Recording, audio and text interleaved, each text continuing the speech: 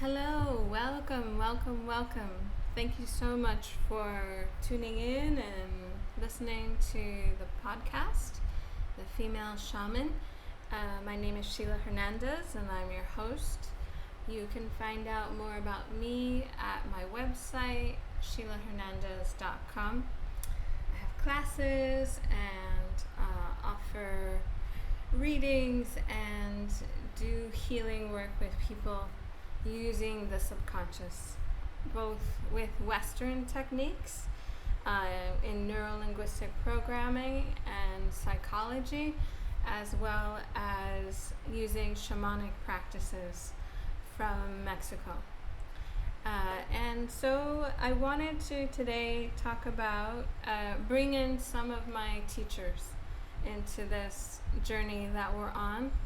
And thank you so much for listening. Thank you. There's been a lot of support around the podcast, so thank you so much for your attention. And I wanted to talk about a little bit about attention today, just because in my work with young people, I teach shamanism to everybody, but I usually have a group of younger people that I work with. It's just part of, my energetic signature that I like to work with young people. They like to work with me. And so one thing that gets brought up quite a bit in my work with young people is the idea of energetic vampires and this kind of thing, and people taking your energy and wanting to get away from those people, or dealing with those people in our lives. We all have these people who we feel really suck our energy. Or anyway, in the shamanic practice that I study from Mexico, based off of Carlos Castaneda's books and his teacher Don Juan, one of which I'll read from you today, they use the term petty tyrant. And so we do practices that cultivate inner silence, as inner silence is our shield against the myriad of voices who seek our attention. And it's not just the voices from the outside, it's also internal voices. And often the people who manifest in the outside, who become, what we like to say are the energetic vampires, what we call them petty tyrants, they're usually a reflection somehow of the voices we have in our head. So it's something to think about, because it's a part of life. We all have to deal with this aspect of life. And often those voices come up when we're trying to fall asleep, because we're tired, and maybe your will, what I notice myself, so maybe your will is weaker because you're tired and you're in that transition phase on your way to sleep. And so those kind of inner petty tyrants might become louder, and tell you, oh, you have to worry about, your rent, or, oh, you have to worry about your partner, or your children, or your work, or your boss. It can be anything. And I think we always, it's a part of our journey as human beings. So no matter the success that you find in your life, or you feel that you have all the things that you ever wanted, we'll always have those voices in our head, and it's not necessarily about killing them or getting rid of them. It's rising above them by using our inner silence. And so I hope that that's helpful, as when we fall asleep, that struggle can become quite acute. It can really be more pronounced. It is for me. And so I wanted to talk about in the tarot. There's a card called Temperance, and I get a lot of my tarot knowledge from my teacher Melissa Townsend, and you can think about we meditate at the same ashram in San Francisco, and so I used to teach meditation before I started to teach shamanism, because I didn't feel, you know, I'll talk about this in future episodes, but I think that most of us in modern society, we don't feel empowered to really claim our spirituality. And if you're drawn to this podcast, you probably have some practice, some connection to what we call the great mystery. And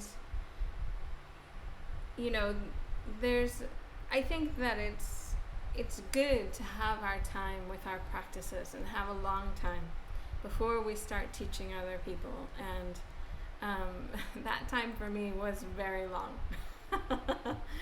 So, because meditation and mindfulness is something I think more accepted by society, I felt more maybe, and this is my own struggle of wanting to fit in society. And probably a lot of you think about this also, because shamanism isn't necessarily like society. It's not something that you really fit in with the larger group. Although now things are changing, and it's fantastic. So I wanted to talk about temperance. 1 second. If you're still awake, I'll be right back. I just have to close the door.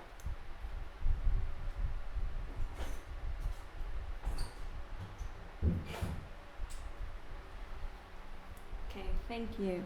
And if you're asleep, fantastic. And if you're looking for sleep, let's take a deep breath together, inhaling the transformative light of the moon and the sun. Holding on to your breath, and then exhaling any negative emotions deep into the earth. Exhaling through your mouth. Wonderful. And you can keep breathing deeply like that, and that slowness, while I talk and as you drift off to sleep. So temperance is the place of in-between, and it's very much like the process of trying to fall asleep. You're not in conscious reality, and nor are you in the unconscious reality of sleep, or the subconscious of the dream world. And it is a transition. It is a period of transition. And if you've ever been around small children, you know that transitions are difficult for us as human beings, for everyone. And part of why it's difficult is that we don't feel grounded. And in the Temperance card in the tarot, the angel isn't standing on the ground. She's has 1 foot in the water and 1 foot on the earth, and she's pouring oil, which in yoga is the symbolism for union with the divine. And she's pouring oil from one cup into the next, and it's really about the alchemical process of being in transition. And I like to think of that as going from life to death. And in the Mexican tradition of shamanism, we think of sleep as a little death. I think I've mentioned that before. And so, really, for those of us who sometimes need help falling asleep, perhaps we are lucky in that it gives us training for not only the big great death when really our identity and our personality and everything ends, which is sort of unfathomable to us, but it's also an opportunity to learn to lucid dream. And it's part of how I became a lucid dreamer and started teaching the tradition of lucid dreaming also. So the one thing that the lucid dreaming breath work that you can do before sleep, if it doesn't wake you up, sometimes it can wake you up, which is why I don't do it so much on the podcast, because you're breathing so deeply. But if you slow down your breaths, it'll be easier to fall asleep, as I did in the last episode. Really pull in, as you're breathing, pull in the energy of the earth to ground you and your energetic body, your sleep body. And that will help you fall asleep. One thing I've noticed is people who have an easy time falling asleep. Well, first of all, if you have lower blood pressure, it's harder for us to fall asleep. I'm one of these people. But there is something about connecting to the earth. It's like sleeping in a cave. It's so easy to fall, much easier to fall asleep in a cave. I don't know if you've ever had the chance to do it. It's really interesting. So let's do that together. Let's take a deep breath together if you're still awake. Pulling in, imagining the horizon of the earth, imagining that, like that wide, almost curved perspective of the earth.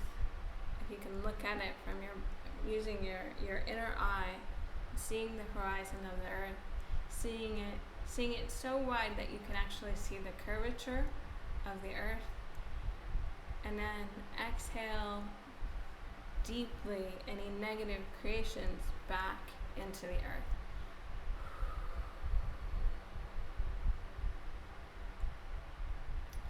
And you can repeat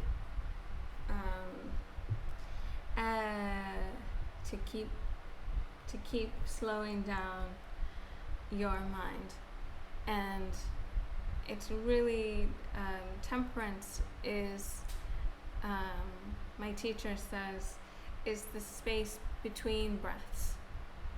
So just like in meditation, it's also the space between thoughts. So play with that space, be aware of that space, be curious about that space, because it's in this space, she says, is where transformation happens. And that is the essence of alchemy, of changing lead into gold. And not to say that we will ever get rid of all of our bad experiences and turn them into good experiences. No, it's just accepting and accepting, that they happen, the good and the bad happen, but we don't have to suffer, as the Buddhists say. We don't have to, really, we don't feel like it, but our suffering is a choice. Even though when we're in the middle of it, we usually don't feel that way. But if you look at it if you look at yourself as having multiple energetic bodies, which many traditions feel that we do, and in the breathing and the breath work we strengthen our energetic body. Your energetic body, it is the same for the energetic body, the good and the bad, that is also the premise of that with the petty tyrants. like the, maybe these petty tyrants or the emotional vampires or energetic vampires might annoy us or distract us, but they don't actually take our energy. Our energy remains our own and is always changing, actually. And the good and the bad don't really affect our energetic body so much. I mean, our chakras do, and that's a different thing. And we'll do some work together with the chakras. And at the moment, given that it's the Leo season and it's summer in the northern hemisphere, it's a great time to work with the solar plexus chakra and the heart chakra and really try to come into your heart and come into the opening of your heart. And that is from your physical body, like adjusting your posture. So that's pulling in your lower abdomen, allowing your rib cage to kind of straighten up and not curve, allowing your shoulders to fall back, and allowing your chest to open. And really seeing how your position changes even emotionally, that you become less critical. And heart energy, love, it's very accepting. It's not so critical. And the beauty of that is we become accepting of ourselves. And that also helps us sleep. So I encourage you or invite you to work with that energy of opening your heart space and seeing yourself at night when you're falling asleep or right now as you're listening. Be curious, take a break from your mind for a moment, and be curious about how your heart, or the energetic body which stems from your heart, that in Mexico, in the language of Nahuatl, is called the Teolia, and it's red. It comes from our heart and is connected to our soul. See how that energetic body views you, that views yourself, and see yourself from that gaze. You'll realize that it views you as sort of the perfect being that you are, the beautiful being that you are, with absolutely no flaws. You are perfection just as you are. You're an absolute miracle. Your consciousness in your body being aware of itself. We are consciousness aware of itself. It's such a special ability and identity to hold. I think we become so conscious sometimes that we have a hard time letting go. And that is the death aspect, because death is letting go, and it's also transformation. So letting go of our consciousness and going into the unconscious. The silver lining for that, though, is that if you can learn to do that, and it takes your will in the transition of going into sleep, of going into death, which is basically lucid dreaming, then you attain balance, and you also prepare yourself for, as I was saying in the beginning, the big death. The death of death, the big one, the big enchilada. So part of temperance is a sacrifice, that we do have to sacrifice our consciousness in order to gain wisdom. And as part of being alive, we have to give up some of our consciousness in order to sleep. And we have to sort of,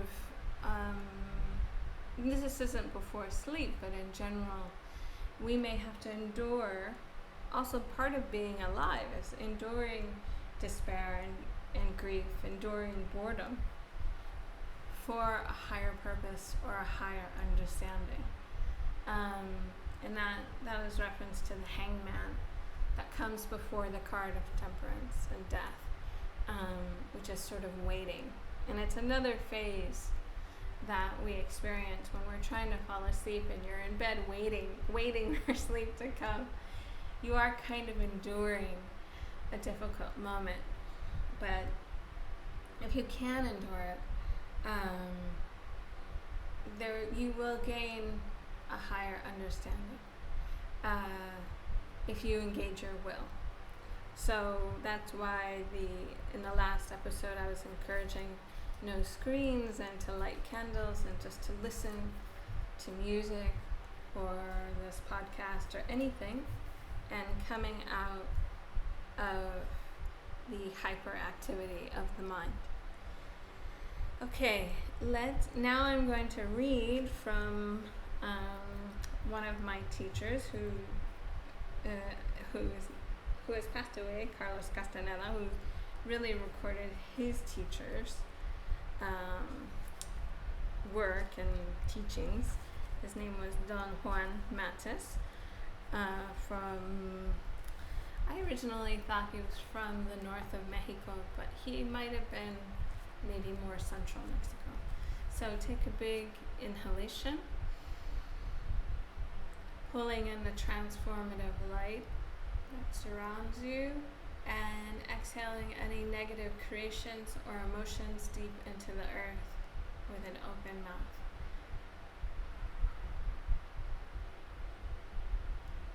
Wonderful. And continue to breathe. So this is from the book The Wheel of Time by Carlos Castaneda.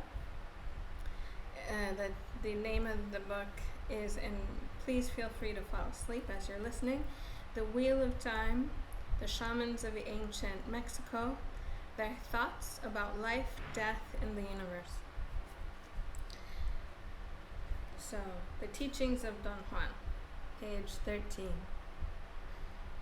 Power rests on the kind of knowledge that one holds.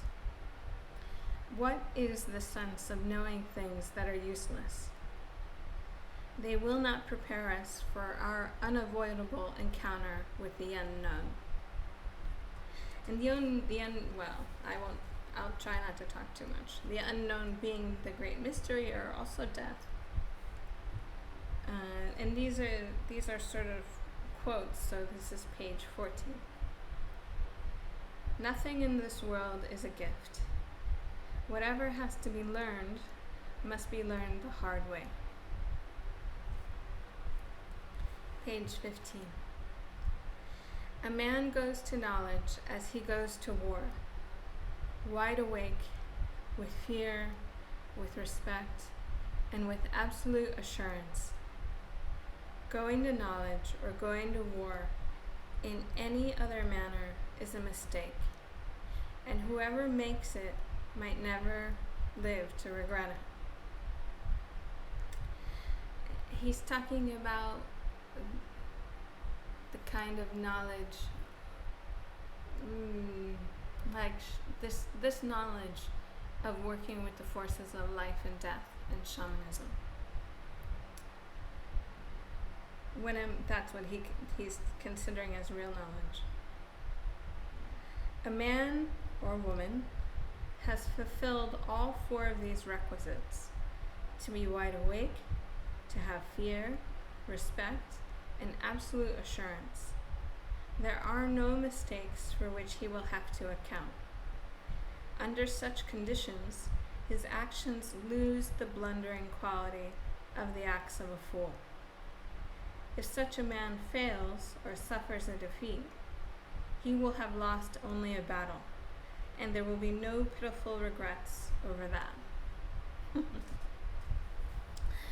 I love that quote.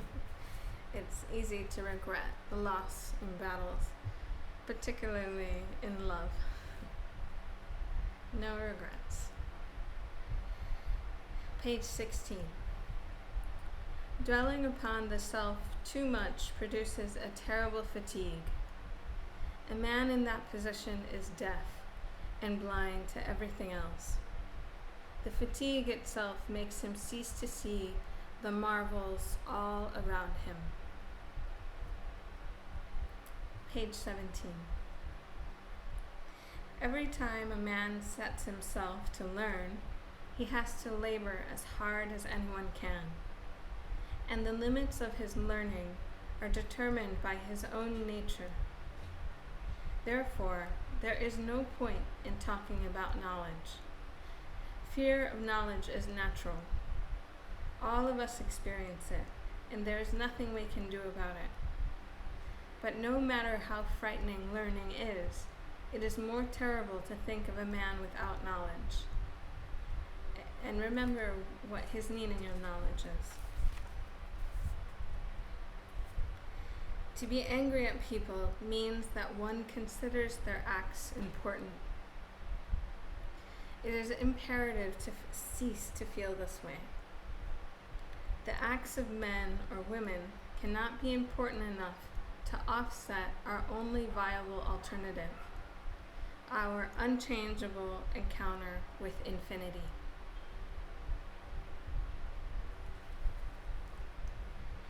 Anything is one of a million paths. Therefore, a warrior must always keep in mind that a path is only a path. If he feels that he should not follow it, he must not stay with it under any conditions. I'll now use her. Her decision to keep on that path or to leave it must be free of ambition or fear. She must look at every path closely and deliberately. There is a question that the warrior has to ask, mandatorily. Does this path have a heart? All paths are the same. They lead nowhere. However, a path without a heart is never enjoyable. On the other hand, a path with heart is easy. It does not make a warrior work at liking it. It makes for a joyful journey. As long as a man follows it, he is one with it.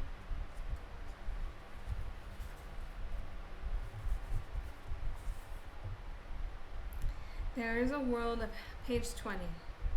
There is a world of happiness where there is no difference between things because there is no one there to ask about the difference. But that is not the world of men. Some men have the vanity to believe that they live in two worlds, but that is only their vanity. There is but one single world for us. We are men, and we must follow the world of men contentedly. Now I'll switch to women. A woman has 4 natural enemies. Fear, clarity, page 21. Fear, clarity, power, and old age. Fear, clarity, and power can be overcome, but not old age. Its effects can be postponed, but it can never be overcome. And then we have his commentary, and then quotations from the book A Separate Reality, page 29. A warrior knows that he is only a man or woman.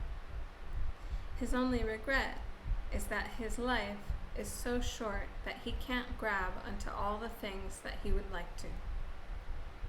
But for him or her, this is not an issue. It's only a pity.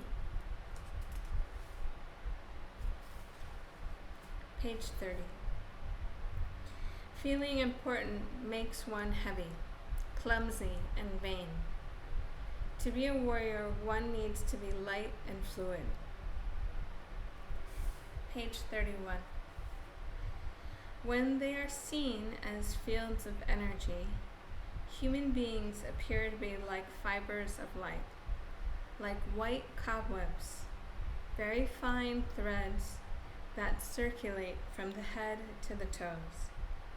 Thus, to the eye of a seer, A man looks like an egg of circulating fibers, and his arms and legs are like luminous bristles bursting out in all directions.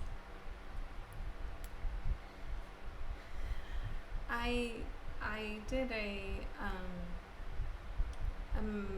some energy work the other day where I transformed. I was in the process, and this is one of our shamanic practices.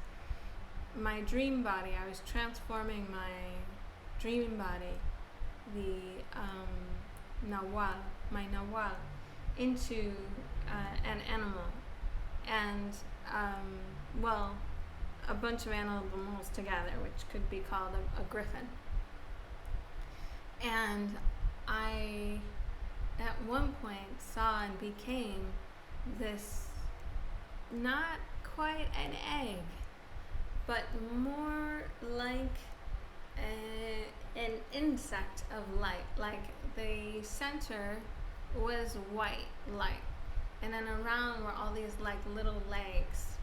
It could have been a spider or a beetle, but very similar to this description. And I was so happy because it's hard to actually.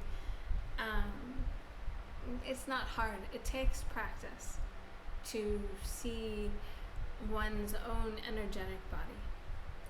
You must cultivate inner silence, and this is no easy task. So, and use your imagination, follow your imagination.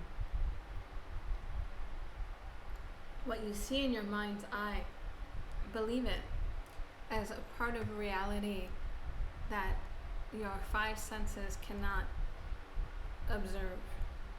And they call it the second intention, which is also your intuition. But believe those experiences that you have. It will help you to grow. Doing your rituals and your shamanic work, or your work with magic, whatever you call it, will help you. It's part of your intuition, and your own intuition is the thing that we all need to cultivate, nurture, exercise in order to become more magical, in order to be able to be in the other realms. We're always in these other realms, but have our will in these other realms, so we don't feel depleted, or feel dominated by our emotions, which can happen. Our emotions are important. I'm channeling a little bit. Our emotions are important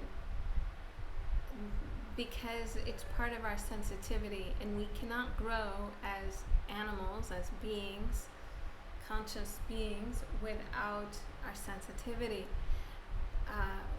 The issue is that we need to use that sensitivity and sort of expand it with our will, not getting stuck in emotions, because that's what happens to us. We feel something very deeply and very strongly, and it's beautiful. Feeling things is beautiful, but we get stuck because it's beautiful. And that is where we need to engage our will and experience different things. Because as you'll hear Don Juan say, and I think that just living will tell you this, we're here to have experiences. We're here to experience this reality with our sensitivity and our consciousness. Okay, so page 32. The seer sees that every man is in touch with everything else, not through his hands, but through a bunch of long fibers that shoot out in all directions from the center of his abdomen. in Taoism, they call this place the Dantian. And if you practice Qigong, which is beautiful, you strengthen your your ability to engage in this area, to feel this area. So, and it's just below your navel. Those fibers join a man to his surroundings. They keep his balance. They give him stability. And this is the stability that I'm referring to when we fall asleep. In breathing in the earth, I'm trying to get you to connect to the earth using those fibers, using your abdomen. I call it earth perception because I think it's easier to name things, but that stability is very important for us to feel that we can trust enough and have faith enough to fall asleep, to fall in love, to grow our friendships, to do the work that we want to do.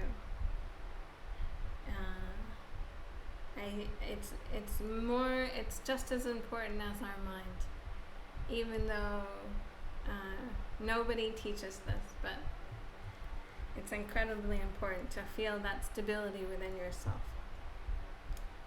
Page 33. When a warrior learns to see, he sees that a man is a luminous egg, whether he's a beggar or a king, and that there's no way to change anything. Or rather, what could be changed in that luminous egg? What? Question mark. Page 34. A warrior never worries about his or her fear. Instead, she or he thinks about the wonders of seeing, the flow of energy. The rest is frills, unimportant frills. Page 35. Only a crackpot would undertake the task of becoming a man of knowledge of his own accord. A sober-headed man has to be tricked into doing it. There are scores of people who would gladly undertake the task, but those don't count. They are usually cracked. They are like gourds that look fine from the outside, and yet they would leak the minute you put pressure on them, the minute you filled them with water. Page 36. I know that's none of you. Page 36. When a man or woman is not concerned with seeing, things look very much the same to him or her every time she looks at the world. When she learns to see, on the other hand, nothing is ever the same every time she sees it. And yet it is the same. To the eye of a seer, a woman is like an egg. Every time she sees the same woman or man, she sees a luminous egg, yet it is not the same luminous egg. It's interesting because our energetic body is always changing. 37. The shamans of ancient Mexico gave the name allies to inexplicable forces that acted upon them. They called them allies because they thought they could use them to their heart's content. A notion that proved nearly fatal to those shamans, because what they called an ally is being without corporal essence that exists in the universe. Modern day shamans call them inorganic beings. To ask what function the allies have is like asking what we men do in the world. We are here, that's all. And the allies are here like us. And maybe they were here before us.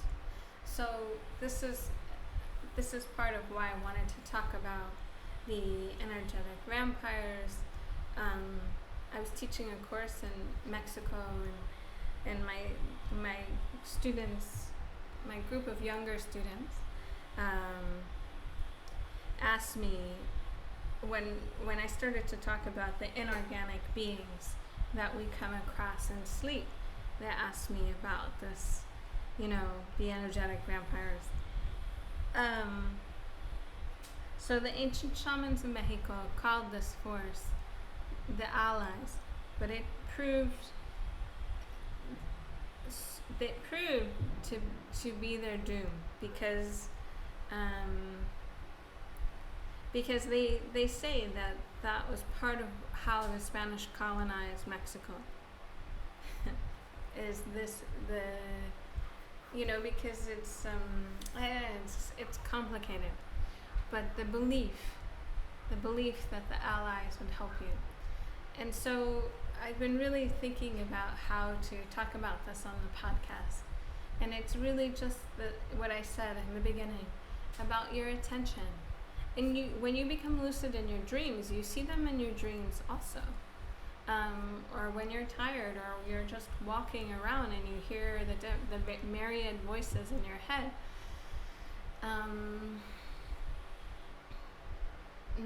Most of the voices are just our own and our own different facets of our personality, but they are just the voices are just or the people that come in your dreams, or the people who irritate you in your life, the voice talking to you that's irritating you. It's just trying to get your attention. And you can choose to not give it your attention, and you just say, I don't agree with that. If they're criticizing you, I don't agree with that, and walk away. So, this would be a longer podcast, but you really don't have to own it. You don't have to. It has nothing to do with you. And the same with these inorganic beings that he's talking about. They are unto themselves, and maybe they were here before us. They're here, that's what we know. But we don't have to give them our power or pay attention to them, or we can pay attention to them and then stop at some point. Because our attention needs to be on our own life and our own desires, and not the desires of others, even if those others live in our head or live in our dreams. I don't want to scare you, because this is it's a part of the shamanic tradition in Mexico, and we let these inorganic beings go. We acknowledge them and we let them go. We say thank you and you let it go until the next time it comes up. Page 38. And you can ask me questions in the comments or email me. And I will do, I'll talk about this further because it comes up so often for people. And it causes us a lot of emotional stress. So, page 38. The most effective way to live is as a warrior.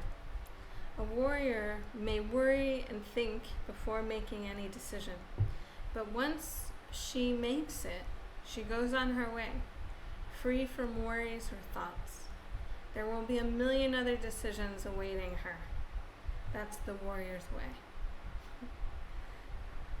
It's great advice. 39, page 39. A warrior thinks of her death when things become unclear. The idea of death is the only thing that tempers our spirit. I find that to be really true. I started this shamanic journey, really started to practice and learn and gain teachers after my parents died.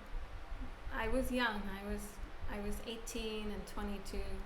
18 with my mom and 22 with my dad. It might also be why I like to help young people. I was confronted with my own death, When you're confronted with your own death, it actually it can be very healing, and it gives you clarity. So that was when I started on this journey of trying to gain what Don Juan calls real knowledge, the knowledge of our own energy and our own consciousness, and the way that we operate in life and death, in waking time and in sleep. So, page 40. Death is everywhere. It may be the headlights of a car on a hilltop in the distance behind. They may remain visible for a while and disappear into the darkness as if they had been scooped away, only to appear on another hilltop and then disappear again. Those are the lights on the head of death. Death puts them on like a hat and then shoots off on a gallop, gaining on us, getting closer and closer. Sometimes it turns off its lights, but death never stops. A warrior must know first that his or her acts are useless, and yet she or he must proceed as if she didn't know it. That's a shaman's controlled folly. Folly means like silliness. Page 42. The eyes of a woman or a man can perform two functions.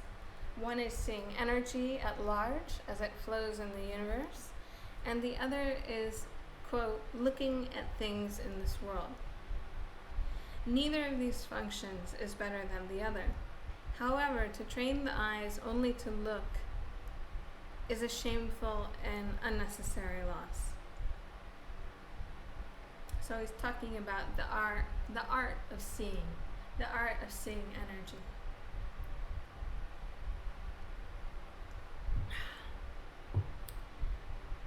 A warrior lives by acting, not by thinking about acting, nor by thinking about what he will think when he has finished acting. Oh, the mind loves to think. 44. A warrior chooses a path with heart, any path with heart, and follows it. And then he rejoices and laughs. He knows because he sees that his life will be over altogether too soon. He sees that nothing is more important than anything else.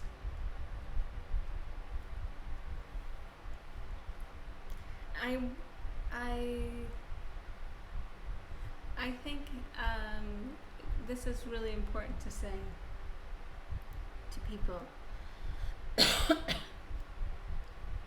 choose a path with heart.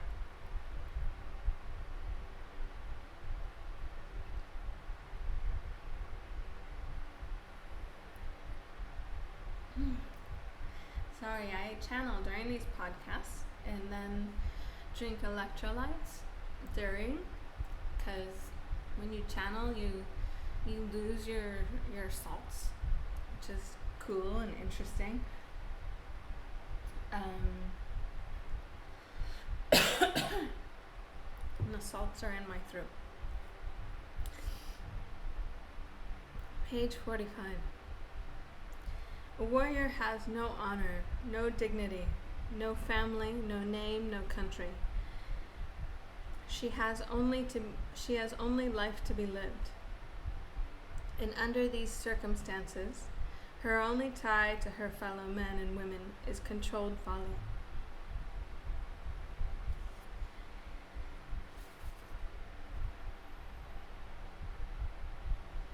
One moment, I'm going to get some water. Take a deep breath, inhale, exhale,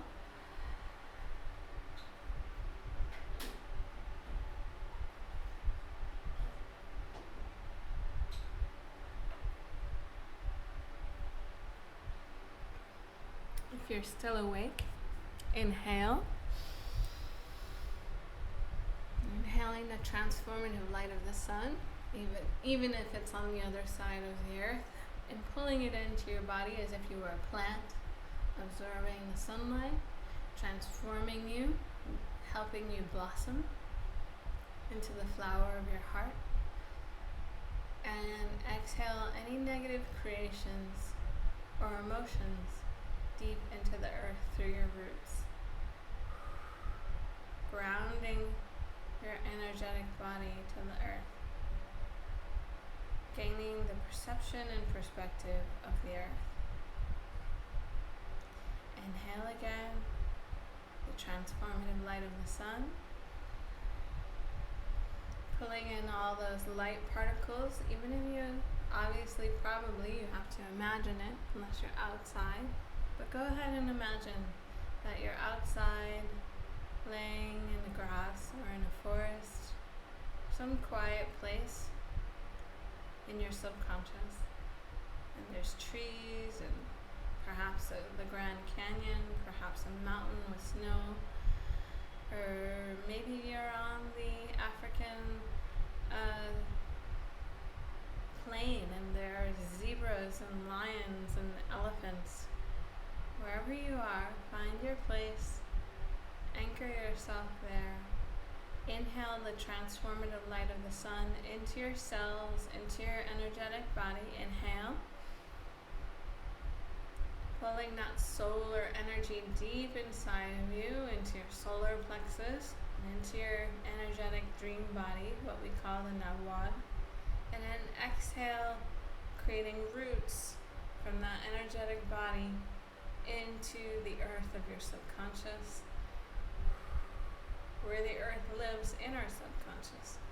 Because the earth is part of our subconscious. That's how we can tap into it, using our intuition.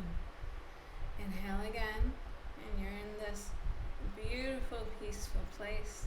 There's no one around but you, except perhaps the animals that you see, your animal totems, your animal guides and spirits.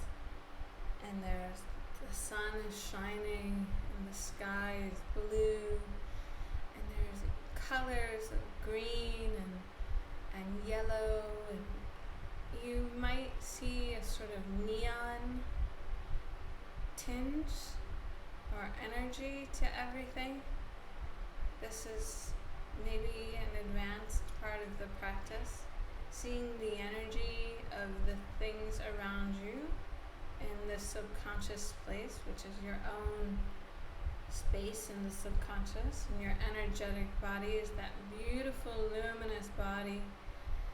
It is yourself, and your most beautiful self, where you look like a model, and you see all the lines of your face and your body, and you are so beautiful there, and you're connecting to all that is around you. And then inhale into the light of this energetic body, into your heart now, pulling in the transformative light of the sun into your heart, which can look like a flower or any kind of star perhaps, and then exhaling deep into the earth. Any patterns from your ancestors, any negative creations, any negative emotions still twirling around, just anchor them deep into the earth and let them go. Getting ready for your transition into sleep, into the death of sleep. Having faith in that you will be alright as you transition into the unconscious, and that the conscious world will be here when you get back.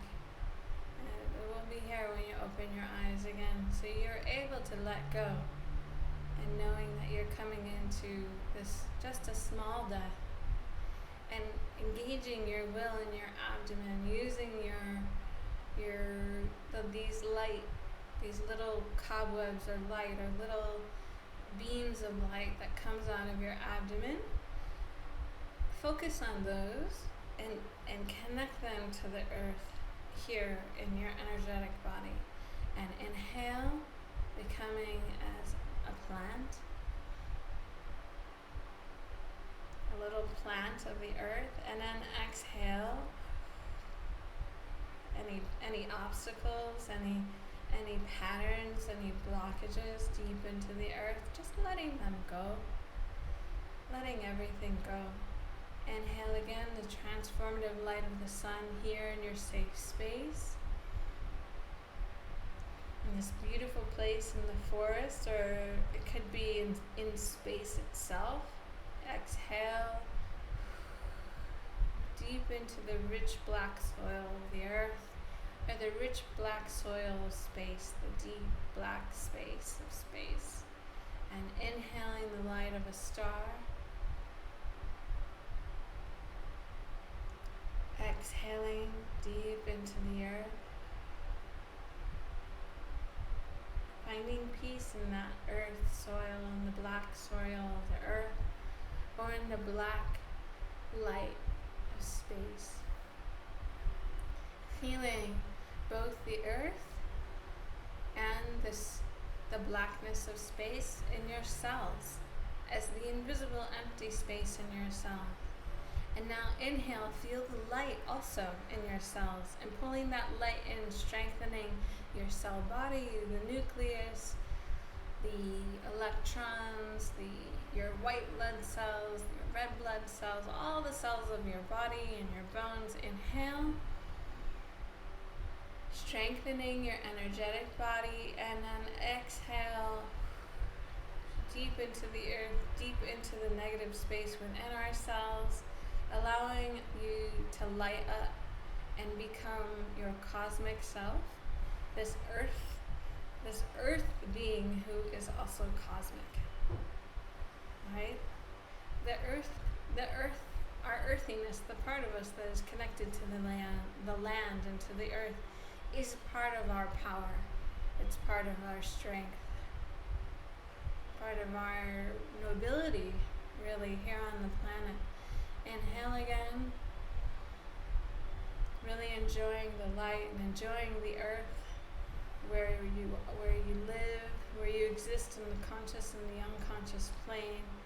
Grateful for this life, grateful for our ancestors that also made the sacrifice to live life in order to create us. And then exhale, cutting off maybe the connection to your ancestors. Because we're all starting over. We're in a new age, in a new time. We are beginning again. Thank you so much for listening and for joining. Please share and like and comment. I love my work with you all, and I will see you next time. And for more information of me, you can see my website, SheilaHernandez.com. Bye.